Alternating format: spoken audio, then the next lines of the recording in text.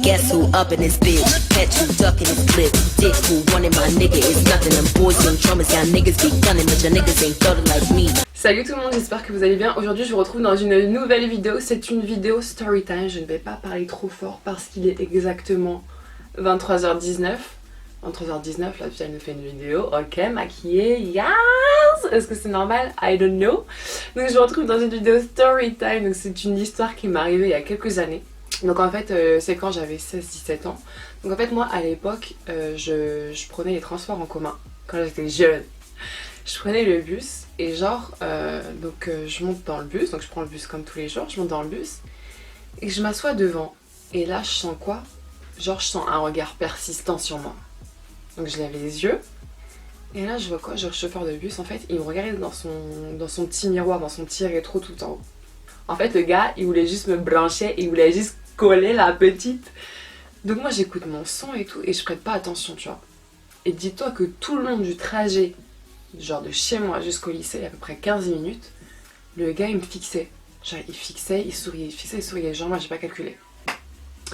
Donc on arrive à l'arrêt de bus, donc moi je fais quoi? J'appuie sur le bouton pour qu'il s'arrête. Et en fait lui, pour se garer, il devait pas s'arrêter face au trottoir directement sur la route. Non, en fait il avait une petite place, donc il devait faire une petite bifurcation là, comme ça sur le côté. Il devait en fait donc faire une petite manœuvre pour se garer. Regarde le vice du conducteur. En fait il fait quoi? Il fait sa manœuvre comme ça, donc il fait style qu'il va s'arrêter. Et là en fait il voit que je me mets debout, le gars il part. Genre ça veut dire en fait qu'il était sur la route, il fait comme si qu'il allait se garer pour s'arrêter à l'arrêt. Donc en fait il fait la manœuvre pour s'arrêter et il part. Et là je me dis mais attends mais... Wesh frère, tu fais quoi? Tu joues à quoi? Genre je le regarde et il commence à rigoler. Avant même que je parle, il commence à rigoler. Genre le gars ça il était content, mesquin, il avait fait sa journée et tout, il était trop content, il était trop fier de lui. Je commence à dire oui et tout, monsieur l'arrêt de bus, tout ça. Et il me dit quoi? Il me dit non, moi je m'arrête pas ici, c'est pas mon arrêt. Je lui dis pardon? Je dis attends, tous les jours je prends le bus, si tu dois l'arrêter, le bus il s'arrête ici, toi tu me dis je ne s'arrête pas ici. Il y avait des élèves dans le bus, personne n'a rien dit. En fait ils ont dû voir que moi j'avais ouvert ma grosse bouche, ils se sont dit ouais c'est elle qui va parler devant nous. J'aurais continué tout jusqu'à la gare. Et genre moi tellement que j'avais les nerfs, je dis quoi? J'ai dit ouais et tout, vous de toute façon les conducteurs de bus vous méritez qu'on vous agresse et tout. Genre parce que pendant cette période il y avait eu plein d'agressions chez moi et tout, genre dans mon secteur. Je commençais à lui dire ouais et tout, vous méritez qu'on vous agresse, vous êtes nonchalant, puis vous arrivez en retard, tout ça. Nanana. Le gars genre il continue à rigoler. Je me suis dit il va s'arrêter à la gare, entre la gare et en fait le lycée. Il y a à peu près 10 minutes de marche. Tu te dis 10 minutes c'est rien. Sauf que moi en fait mon lycée c'était un peu la zone. Et pour arriver jusqu'au lycée en fait il y avait plein de jeunes, genre de la racaille là, la racaille de bas étage, qui se posaient en fait sur le côté. Et genre quand tu passes ils étaient là à te siffler et tout. Je me suis dit j'ai encore passé devant eux tout ça et tout, c'est pas possible dès le matin. Donc il arrive à la gare. Et là on se met tous devant les portes. Et là je vois quoi? Monsieur fait quoi là? Il veut pas ouvrir les portes. Donc, t'as enfin quelques élèves qui commencent à se rebeller, à dire oui monsieur et tout, les portes, tatati tatata. Il met du temps. Donc moi les nerfs ça continue à monter, genre c'est en train de bouillir en moi et tout. Il ouvre les portes et là je descends. Et je sais pas, je descends, je me tais. Il fallait que je l'ouvre encore. Je dis ouais et tout, espèce de connard. Ouais connard. Je dis ça. Après genre je mets ma capuche parce qu'il pleuvait et je marche et là je sens que quelqu'un me tire par le bras et tout. Je me retourne et genre ça allait trop vite, j'étais choquée, je me suis pas attendue, tu vois. Moi j'écoutais mon son, j'allais au lycée, je savais pas ce qui se passait. Je me retourne et là je vois quoi et tout. Il me prend par la gorge, genre le conducteur et tout, il m'étrangle. Genre j'ai pas compris ce qui s'est passé. Allô, qu'est-ce qui se passe là? Je comprends pas. Allô, qu'est-ce qui se passe dans l'espace? Genre il y avait des adultes, il y avait des mères, des pères, des femmes, des hommes, tout ce que tu veux, il y avait des élèves. Personne n'a rien fait, personne n'est venu nous séparer. En fait les gens ils étaient juste spectateurs de la scène. Donc moi j'étais là, je disais ouais et tout, lâchez-moi. Et le mec ça lui suffit pas en fait, il m'étrangle.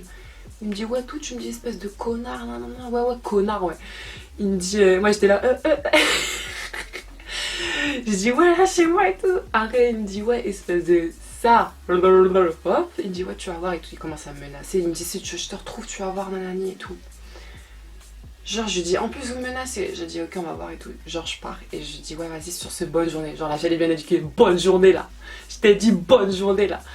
Donc, après, je vais au lycée et tout le long du trajet, j'avais trop honte. J'avais trop honte parce qu'en fait, j'avais des élèves derrière moi et tout qui marchaient. Donc, moi, je vais au lycée, je vois genre mes camarades. Je leur dis, ouais, il m'arrive un truc de dingue et tout. Je me suis fait agresser par un chauffeur de bus. Parce que, genre, je l'ai insulté, il voulait pas s'arrêter à l'arrêt. Ils m'ont dit, ouais, faut que t'ailles poser plainte. Donc, moi, je rentre chez moi. Et je vois ma mère et tout, et je dis ouais et tout maman, il m'est arrivé ça et tout, je me suis fait agresser, j'ai une altercation. Ma mère elle comprend rien du tout. Elle comprend rien, elle commence à paniquer, elle me dit qu'est-ce qui t'est arrivé, qu'est-ce que t'as fait encore et tout. Du coup elle appelle mon père au travail, et là elle lui dit ouais et tout, ta fille elle s'est fait agresser.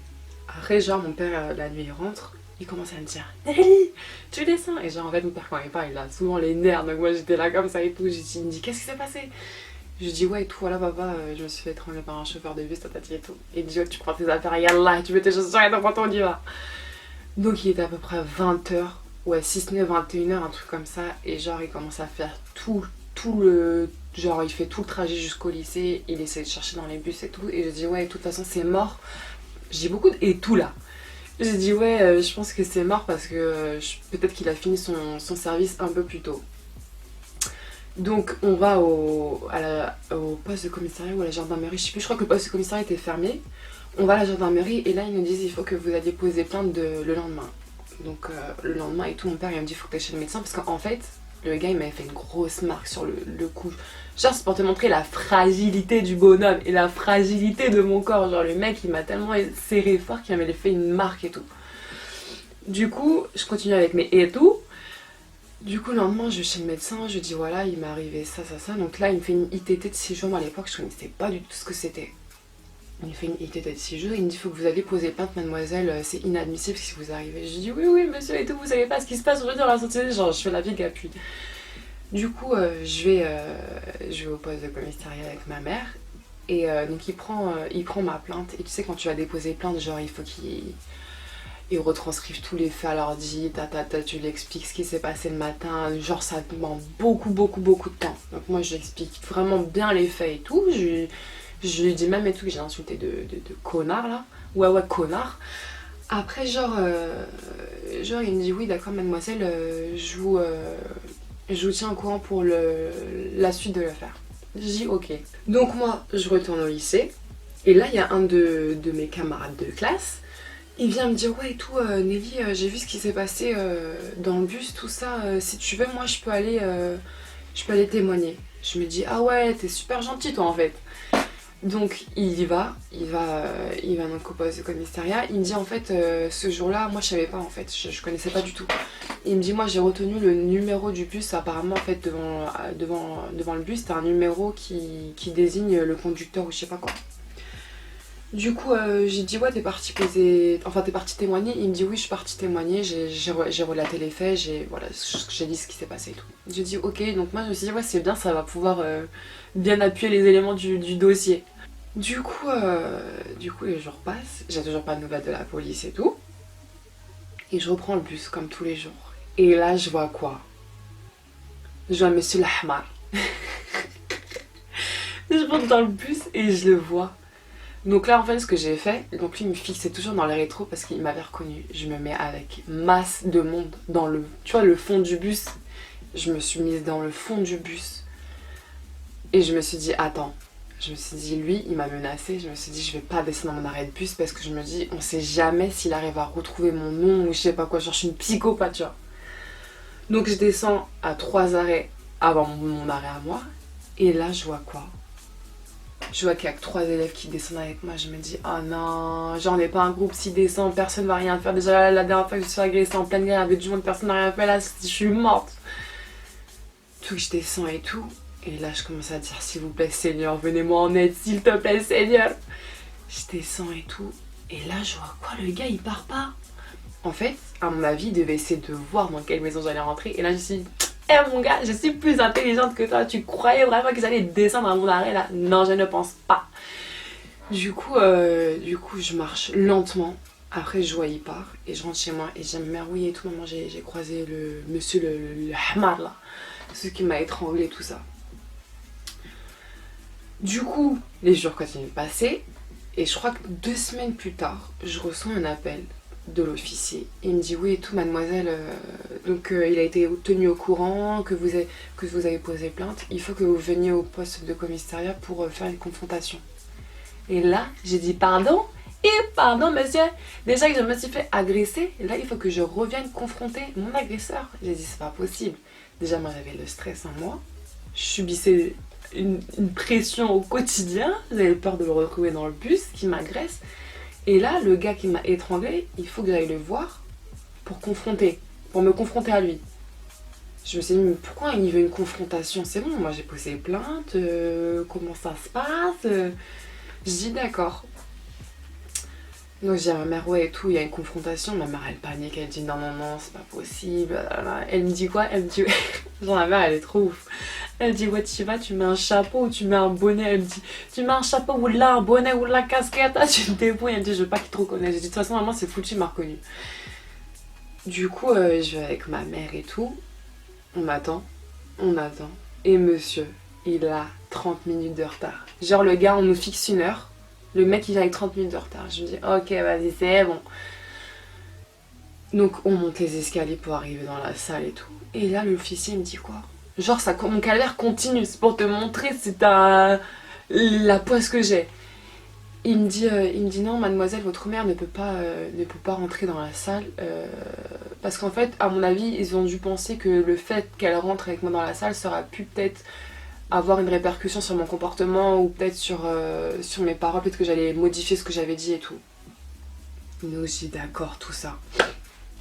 Je rentre dans la salle et là je dis bismillah. Je dis bismillah. Je rentre et je vois quoi encore? Je me dis ouais, je sais quoi ça? En fait les chaises qui étaient face à l'officier, elles étaient pas droites. En fait elles étaient un peu en biais. Ça veut dire que lui, il était un peu face. Pas un peu beaucoup face à moi. Ça veut dire en fait qu'on était comme ça. Et tout le long de la confrontation, moi j'étais comme ça. En fait je cachais mon visage avec mes cheveux.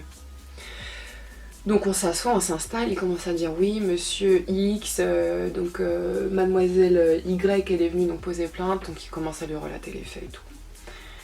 Le gars, c'est pas il allait dire oui c'est vrai, il dit quoi? Il dit non, il commence à nier en bloc. Il me dit non et tout. Il dit non moi et tout j'ai pas c'est la fatigue qui me fait parler comme ça, il va être ministre pour ça, je suis complètement shootée là. Il dit non et tout, j'ai bien travaillé tel jour à telle heure mais je l'ai pas étranglé. Et là je le regarde, je me dis mais c'est pas possible, toi t'arrives en retard, tu t'attaques à une petite fille sans défense, tu m'étrangles, tu me fais une marque et là tu viens, tu mytho. Je me dis c'est pas possible, c'est un film. Je le regarde et là écoute bien. Le gars il a une lueur d'intelligence, genre le mec il est trop intelligent. Il dit une phrase et quand il a dit ce truc là, je l'ai regardé genre really nigga? Genre tu sais quand tu regardes sur le côté les gens et tu fais ton double menton là comme ça là. Genre le mec il dit quoi? Il dit ouais moi je peux poser ma main sur le Coran et vous dire que je ne mens pas. Genre quand il a dit ça, genre dans ma tête ça a freiné sec. Genre il y a eu un moment, genre la minute de silence. Genre on s'est regardé comme ça, je me suis dit mais tu crois que toi tu peux allier justice et religion? C'est trop facile, c'est la justice, ça serait... On pose la main sur un livre religieux et c'est bon, on croit tout le monde. Du coup il le regarde l'officier, il commence à rigoler, il dit non et tout, c'est pas comme ça monsieur. Et il fait une révélation l'officier, il dit quoi?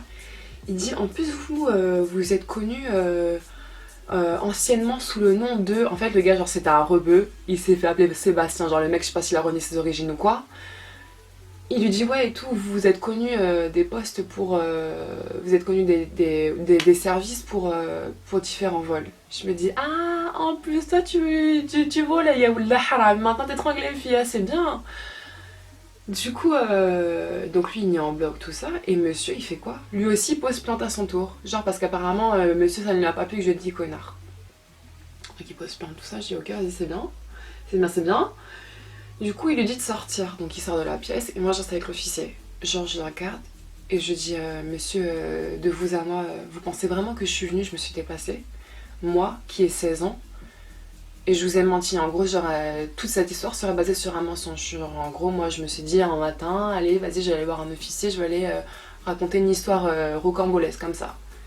Il me dit, non, et tout, vous inquiétez pas, mademoiselle, moi, je vous crois, ça se voyait vraiment qu'il mentait. Et il me dit en plus, comme de par hasard, le jour où il y a eu l'agression, il m'a dit en fait qu'à la gare, il y a des caméras et il y a des caméras aussi dans le bus. Et il me dit apparemment, comme de par hasard, ce jour-là, les caméras ne marchent pas. Donc c'est pour te montrer un petit peu le stratagème.